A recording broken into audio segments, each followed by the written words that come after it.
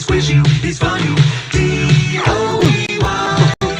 He's silly, he's gooey, he's sticky, he's gluey. D-O-E-Y. Look at all the colors. So many toys and one. Triple time the friend and triple time the fun.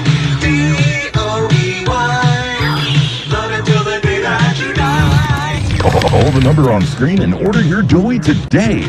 Order now while supplies last. Shipping and handling costs may vary. Do not ingest or in products in the Dewey box. What's the time?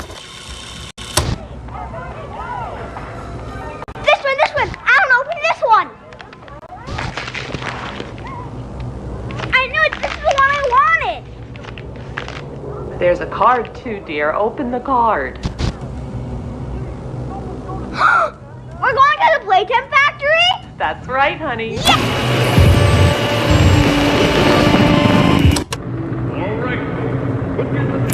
Jack, don't wander off. Stay right here with them. He's not listening to a thing I say, is he? Not even a little bit.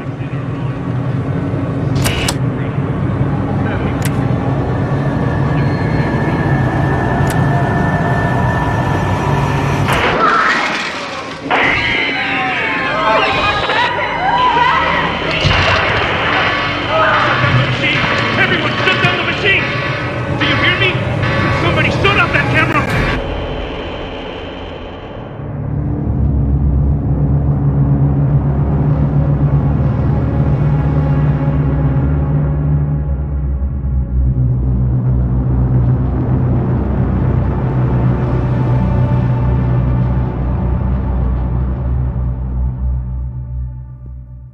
Game diawali dengan menayangkan sebuah iklan yang ditayangkan pada tahun 1992, yang dimana di situ sedang menampilkan sebuah produk baru dari pabrik mainan Playtime Co. yang bernama Dewey. Lalu setelahnya, kita berpindah ke sebuah rekaman yang direkam pada tanggal 25 Desember tahun 1992, yang dimana ada seorang anak laki-laki yang bernama Jack yang ternyata sedang mendapatkan hadiah dari Playtime Co. berupa mainan Do The Rock itu ya teman-teman. Dan ternyata setelah dia membuka paket kiriman mainannya itu, dia mendapatkan sebuah undangan untuk menghadiri pabrik Playtime Co. ya. Apalagi undangan itu hanya bisa didapatkan oleh orang-orang yang beruntung yang bisa mendapatkan undangan tersebut. Jadi nggak semua orang bisa dapetin undangan itu ya, hanya orang-orang yang beruntung saja gitu. Lalu Sin pun berpindah ke sebuah rekaman yang direkam pada tanggal 22 Januari tahun 1993, yang dimana di situ Jack mengunjungi pabrik Playtime Co. dan ia pun menyaksikan sendiri bagaimana cara membuat mainan-mainan yang diproduksi oleh Playtime Co. ini ya. Saking senangnya di tempat ini, si Jack pun sampai-sampai teralihkan pikirannya ke sebuah tabung yang sepertinya dia penasaran untuk melihatnya. Dia sampai-sampai memanjat teralis besi yang sebenarnya itu sangat berbahaya untuk dinaiki oleh manusia. Si Jack pun memanjat teralis besi tersebut untuk melihat lebih jelas lagi apa isi dalam tabung tersebut. Ibunya yang melihat hal itu langsung menyuruh Jack untuk turun. Namun si Jack malah bandel dan tidak mau turun. Sampai suatu ketika, dan yang benar saja, si Jack pun terjatuh ke dalam tabung besar.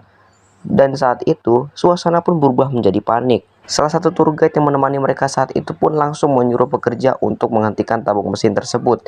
Namun sepertinya sudah terlambat, karena tubuh Jack sudah tergiling oleh mesin tersebut. Dengan ini, Poppy Playtime Chapter 4 bertemakan Safe Haven resmi dimulai.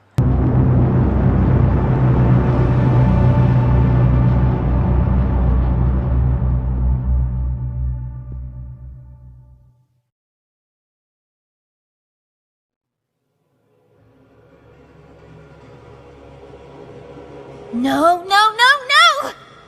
Hold on, Kissy! I'm coming! Kita kembali lagi ke karakter Ridwan dan juga Poppy yang sedang menaiki elevator guys. Di situ si Poppy sedang cepat-cepat pengen turun ya. Alasannya untuk menemui si Kissy. Karena kalau kalian tahu ending yang di chapter 3 itu, si Kissy sepertinya diterkam oleh prototype kalau kalian masih ingat. Poppy pun gak tega meninggalin Kissy sendirian, apalagi setelah mengetahui kalau dia terjadi apa-apa dengan prototype. Si karakter kita ini pun menyuruhnya untuk terjun duluan ke sana. Lalu si Poppy sendiri akan langsung naik ke atas untuk melihat kondisi dari visi misi. Dan disinilah kita memulai kembali petualangan kita di dalam game Poppy Playtime chapter keempat ini. Seperti biasa ya, di sini gue bakal membahas alur cerita utamanya saja. Untuk masalah puzzle atau rintangan nanti kita skip aja ya, biar gak kelamaan soalnya, oke? Oke. Sebuah catatan merinci adanya bahaya gas merah, di mana dikatakan bahwa gas tersebut akan bereaksi terhadap sebuah temperatur tinggi. Jadi jangan sampai kita menyalakan api sekecil apapun yang bisa terkena efeknya terhadap gas merah tersebut ya. Setelah itu, si Ridwan pun memasuki sebuah goa dengan menggunakan sebuah flare yang ada di tangannya tersebut. Hal itu pun membawa Ridwan ke sebuah ruangan yang banyak tumpukan boneka kecil. Beberapa di antara mereka masih hidup, dan tampak mereka sedang menyelidiki si Ridwan ini ya. Mencapai sebuah ruangan, tiba-tiba lampu menyoroti wajahnya si Ridwan ini. Dan seketika itu juga, boneka-boneka ini pun langsung berdatangan untuk menyerangnya.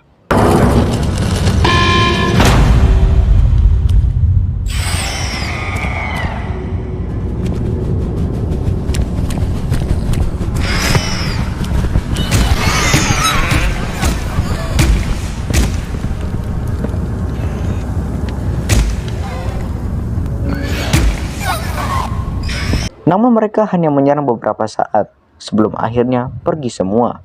Bangunan yang ada di hadapan si Ridwan ini adalah sebuah penjara. Di saat si Ridwan pengen cari jalan masuk lain, Oli tiba-tiba menghubunginya untuk membenarkan ucapan Poppy soal bahaya yang menanti. Di dalam percakapan itu, Oli mengaku bahwa ia sudah melihat sesuatu yang lebih berbahaya dari apa yang Poppy lihat. Maka dari itu, Ridwan harus tetap waspada. Sampai titik ini, Ridwan bisa menemukan litma jurnal dari seorang gadis berusia 12 tahun yang bernama Riley. Nah, seperti yang kita ketahui, Playtime Co ini tidak hanya berfungsi sebagai pabrik pembuat mainan aja guys, tetapi juga sebagai tempat panti asuhan bagi anak-anak yang tidak memiliki orang tua. Nah, dikutip dari jurnal si Riley, terungkap bahwa pada waktu-waktu tertentu, beberapa anak akan terpilih jadi diadopsi. Tapi sebenarnya adopsi yang dimaksud itu hanyalah samaran doang ya. Jadi maksudnya di sini anak-anak yang diadopsi itu bakalan digiring ke penjara, lalu kemudian bakal dijadikan bahan eksperimen. Dan eksperimen itu ialah untuk mengubah anak-anak tersebut menjadi sebuah boneka mainan atau maskot hidup. Cerita si Riley ini bermula ketika ada suatu peristiwa kebakaran yang telah menewaskan kedua orang tuanya. Sejak saat itu, ia pun dirawat di Playcare dan bertemu dengan seorang konselor yang baik hati. Si konselor tersebut bernama Miss Harper yang juga memberikan buku jurnal. Berbeda dari anak-anak yang lain yang sangat ingin diminta diadopsi, tapi kalau si Riley ini merasa tidak tertarik sama sekali. Paling tidak, sebelum ia benar-benar terpilih. Di situ si Riley merasakan kebahagiaan. Namun di luar dugaan, Riley malah dibawa ke ruangan bawah tanah. Ruangan bawah tanah yang dimaksud ialah ruangan yang dipakai oleh si Ridwan saat ini. Setelah mendapatkan kesadarannya, Riley menyadari kalau dia sedang disuntik oleh seorang dokter yang membuat tubuhnya itu keluar darah berceceran. Beberapa saat kemudian, Riley pun terbangun dengan melihat tubuhnya yang sangat berubah drastis. Ia bukan lagi manusia. Suara teriakan anak-anak pun terdengar dari luar. Dan ia juga menemukan sejumlah tumpukan tubuh korban lainnya. Terlepas dari si Riley yang selalu mendapatkan penyiksaan di dalam penjara, Riley tetap mempunyai tekad untuk menyelamatkan anak-anak bagaimanapun caranya. Dengan begitu, ia berharap kalau hidupnya ini masih memiliki arti. Singkat cerita, si Ridwan pun menemukan kunci yang dimaksud di dekat kerangka anak kecil. Bisa jadi dia adalah Riley. Kunci tersebut pun digunakan untuk membuka ruangan dan memungkinkan kepada si Ridwan untuk mengaktifkan kereta. Masuk ke dalam gerbong kereta yang menyerupai box besar. Di situ pun kereta langsung berjalan tanpa berselang.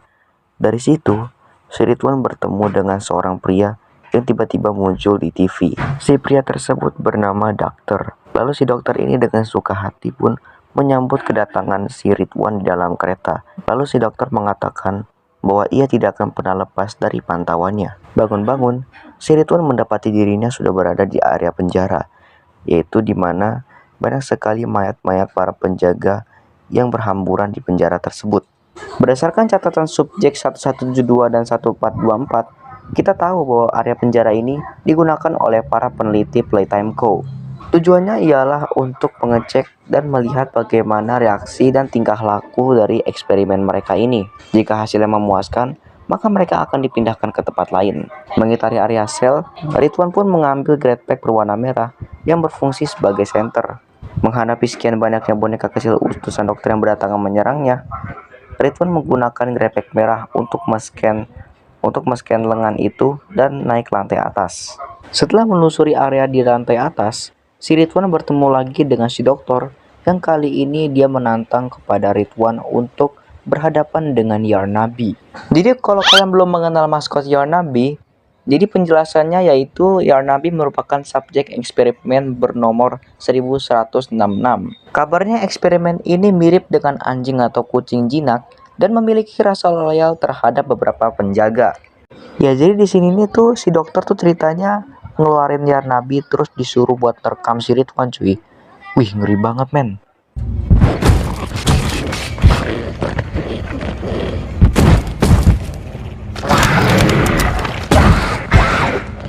Please, do keep making this enjoyable for me.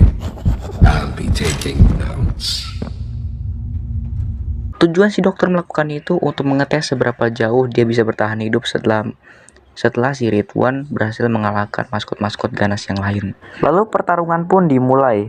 Ridwan harus menghadapi Yarnabi dengan cara meliak-liuk melewati ruangan yang mirip kayak labirin ini ya. Singkat cerita, si Ridwan berhasil mencapai titik atau ujung dari labirin tersebut. Tapi sayangnya, maskot tersebut berhasil mengetahui keberadaan Ridwan dan memaksa Ridwan untuk berlari ke arah pintu exit. Setelah berhasil bebas, si Ridwan pun kembali melanjutkan perjalanannya. Dan di situ, ia pun melihat ada sebuah patung maskot lagi yang bernama Pianosaurus ya. Lalu setelah itu, ketika ia melewati tepian, dia tiba-tiba terjatuh akibat jalanan yang rusak. Dan akibatnya, dia malah harus berhadapan dengan si wujud asli dari Pianosaurus tersebut.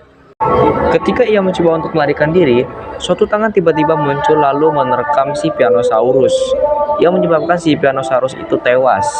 Dan rupanya sosok itu adalah sosok utama di Safe Haven kali ini ya, yaitu adalah Dewey the Rogue yang sempat tadi ditampilkan di iklan. Di sini si Dewey pun mengajak kita untuk segera pergi dari sini sebelum bahaya yang lain menanti. Jadi setelah ini si Dewey itu akan memandu kita jalan untuk bertemu kembali dengan Kissy-Missy dan Poppy ya guys. Pada area-area ini, si Dewey pun langsung menceritakan kisah masa lalunya yang sangat kelam. Seperti ia pun disiksa di ruangan khusus dan ia pun disuruh untuk melakukan pekerjaan keras oleh para pekerja tersebut ya. Dari sini kita jadi tahu ya kalau si Dewey itu adalah teman baik dari si Poppy tersebut guys. Hal ini bisa kita temukan saat ia bertanya soal keberadaan Poppy dan memberitahu bahwa Poppy menganggap kalau si Ridwan ini adalah temannya. Karena tubuhnya yang berbentuk adonan, sangat memungkinkan bagi Dewey untuk melewati jalan-jalan yang sempit. Di saat dia ingin berpisah dengan Ridwan, ia pun berinisiatif untuk mencarikan barang-barang yang mungkin bisa berguna untuk Ridwan.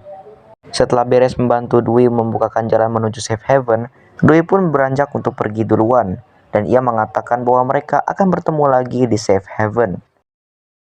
Singkat cerita, si Ridwan pun berhasil sampai ke dalam Safe Haven, dan akhirnya bertemu lagi dengan Dewey, dan tentunya juga Poppy dan Kissy-Missy. Di situ mereka beristirahat sejenak dalam Safe Haven, sembari mengobati luka dari si Kissy-Missy itu ya, akibat serangan dari prototype. Dan untuk pembahasan Poppy Playtime chapter 4-nya, kita sampai sini dulu aja ya teman-teman. Soalnya ini durasi gamenya lumayan panjang cuy. Dan ini gue harus ngeditnya tuh lumayan lama guys.